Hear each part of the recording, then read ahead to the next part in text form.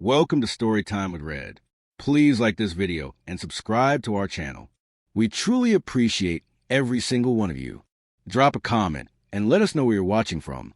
We'd love to connect. Now, let's dive into today's story. Life has a twisted sense of humor.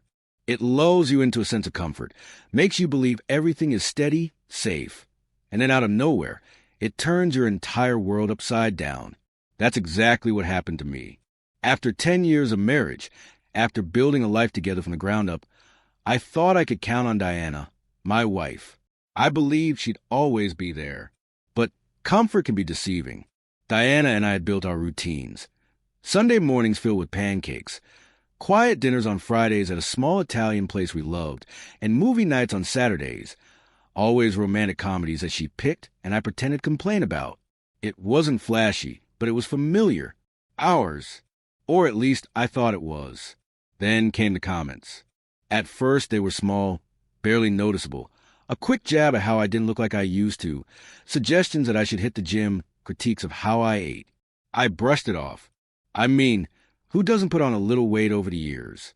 Working in finance was draining. Long hours, stress, late-night dinners washed down with drinks. It came with the territory. But the remarks didn't stop. They turned colder, sharper. Kellen, I need you to listen. I can't stay attracted to someone who doesn't take care of himself, she said calmly, sitting across from me at dinner, like it was just another observation. I stared at her, expecting her to laugh, to take it back, but she was stone serious. If you don't lose weight, you'll lose me. That hit like a punch to the gut. It wasn't just a comment. It was a warning, a threat, and in that moment, I knew something was already broken. She didn't see me the same anymore. She'd made up her mind. I wish I'd stood up for myself, pushed back, pleaded for our marriage, but I was frozen. I watched as she grabbed her purse and walked out. She didn't return that night. When she did come back the next morning, it wasn't with regret. She had a suitcase in hand. I need space, she told me. You need to decide what matters more, your health or our relationship. And just like that, she was gone again. But something in me broke. Or maybe something finally woke up. First came the numbness. Then came the rage. And then the emptiness. I drank more. Stayed up late watching the front door, hoping it would swing open and she'd tell me it was all a mistake. That she still loved me. She never did. One night, I caught my reflection in the mirror. I barely recognized a man looking back. Tired. Disheveled, hollow. Maybe she was right. I had let myself go. But then a different thought crossed my mind. Why should I become a better man for someone who no longer loved me? So I changed, but not for her. I did it for me. I cleaned out the junk in my kitchen, signed up at the gym, and committed to the work. It was brutal at first, but soon the weight came off. The muscles returned. I bought new clothes, got a fresh haircut, shaved a beard. Piece by piece, I rebuilt myself. And wouldn't you know it, just when I stopped hoping for her return, she came back. She showed up at my apartment one evening, suitcase in hand, her expression cool and confident like she expected to walk right back into my life. But before I could say anything, a voice called out from inside, "Oh, you must be Kellen's wife." Diana's eyes flicked past me to the woman standing behind me, tall, stunning, confident, and wearing my shirt. Her name was Jolene. And just like that, Diana understood this wasn't the home she'd left. This wasn't the man she'd walked away from. I wasn't the same. She didn't say a word at first, just stared. Then came the backlash. "Seriously, Kellen? This is what you've been doing while I was gone." Jolene didn't flinch. "Didn't you leave him for another guy?" Diana stiffened. She had, and I knew it. I stepped in closer, voice steady. "How'd that work out for you?" Her lips tightened. No words. She didn't have to say anything. I already knew the truth. The man she left me for, her boss, a rich, charming executive, had promised her something thrilling, something better. But he'd used her and tossed her aside. Now that her fantasy had burned to ash, she came crawling back, expecting the old Kellen to be waiting with open arms. She was too late. Diana had miscalculated. She assumed I'd still be shattered, desperate, willing to forgive anything. But she didn't understand that every day since she walked out, I'd been preparing for this moment. I crossed my arms and said quietly, "You should go." She didn't move. "We need to talk." "No," I said. "We don't." Jolene handed her an envelope. "Divorce papers. You should sign them." Diana's hands trembled as she flipped through the documents. Her expression shifted from confusion to panic. "What the hell is this?" she asked. I watched her closely, calm and collected. She looked at me, eyes wide, fear beginning to set in. "You wouldn't." I smiled. "But I did." While she was off chasing someone else, I'd been taking care of business.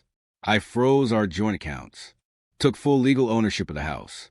I had documented evidence of her affair, solid ground in court, and the most important part, I filed for full custody of our daughter. She was about to lose everything. Diana staggered back a step, gripping the papers like they were a grenade. "You can't do this." I stepped forward. My voice dropped. "I already did." She stared at me like she didn't recognize the man in front of her, because she didn't. The man she had torn down was gone. This man was stronger, smarter, and completely done with her. "You thought I was weak," I said. "You thought you could abandon me and I'd be waiting. But look at you. You've got nothing. No man, no money, no home." Her voice broke. "Kellen, please. Let's talk about this." I tilted my head slightly, watching her like I was a stranger, because that's what she was now. "Talk." I asked. "You didn't want to talk before. Why should I listen now?" She reached out, desperate. "I made a mistake." Jolene rolled her eyes. Biggest understatement of the year. Diana shot her a sharp look, but her attention snapped back to me. "We had something," she pleaded. "A life, a daughter." There it was.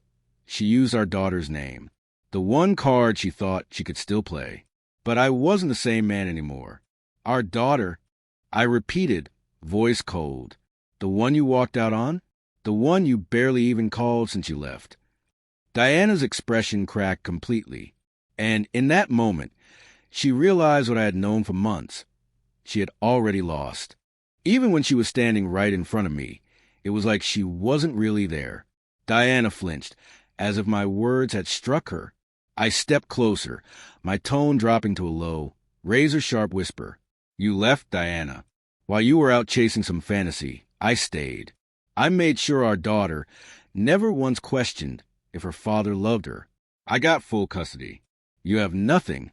Her hands trembled. "No, that's not possible." I let the silence stretch, watching as the truth finally took hold. She had given up everything for a lie, and that lie had abandoned her. She had come back expecting something, anything, but there was nothing left for her. Her silence was louder than any excuse. The man she ran off with, the so-called upgrade, had thrown her away. I leaned casually against the doorframe, arms folded. "What happened, Diana?" I asked. "He dumped you, didn't he?" Her lips pressed together in defiance, but she didn't answer. Jolene, standing behind me, let out a quiet, smug laugh. "I bet he did. Cheaters don't trade up. They just make the same mistake in a new suit." Diana's face twisted, part shame, part fury. "You don't know what you're talking about." But I did. While she was gone, I'd done my homework. The man she left me for wasn't some Prince Charming. He was already married. And when his wife found out, he tossed Diana aside like expired stock. Karma had moved faster than I ever could. Still, I wasn't finished. She took a shaky breath, her grip tightening on the divorce papers. "Kellen, I just need time. We can work through this." I laughed. Actually laughed. "You still don't get it, do you? This is a negotiation. You don't have time." Her eyes narrowed. "What are you saying?" I stepped forward, letting the cold of my voice do the damage. "While you were off playing house with someone else, I wasn't just mourning. I was preparing. I made sure you had nothing left to crawl back to." She went pale. "You wouldn't." I did. "The house, it's mine. The accounts, locked. Your precious career, gone." I had sent everything, every message, every photo, to her boss. Diana had built her image on ambition and integrity, but in her world, betrayal is a career killer. By now, she had likely already seen the damage. Her purse vibrated. She fumbled for her phone, her face draining of color, as she read whatever message had come through. Then she broke. "Kellen, please, you don't have to do this." I leaned in, voice flat and final. "Oh, but I do." She looked around, dazed, like she might bolt. "You're ruining my life," she whispered. I smiled. "No, Diana. You ruin it all on your own." She opened her mouth to argue, but Jolene stepped forward and offered her a pen. "Be smart. Sign the papers." Her jaw clenched. For a second, I thought she might tear them up, fight to the bitter end. But there was nothing left to fight for. Her lover was gone. Her job destroyed. The house, the daughter, mine. Hands trembling, she signed. And with that, Diana became nothing more than a ghost of my past. As she stood there, hollow and defeated, I couldn't help but say one last thing. "You know what hurts the most?" I asked. "I actually loved you. I would have fought for us, but you tossed me aside like I was nothing." Her eyes welled up, lips parted to speak, but I was done. I stepped aside and motioned toward the door. "Go. You're not welcome here anymore." She hesitated, maybe expecting me to change my mind. But then she picked up her suitcase and walked out for the last time. I watched her leave. I had won. I had taken everything from the woman who betrayed me. But as the door closed, I felt nothing. No relief. No joy. Just a hollow ache.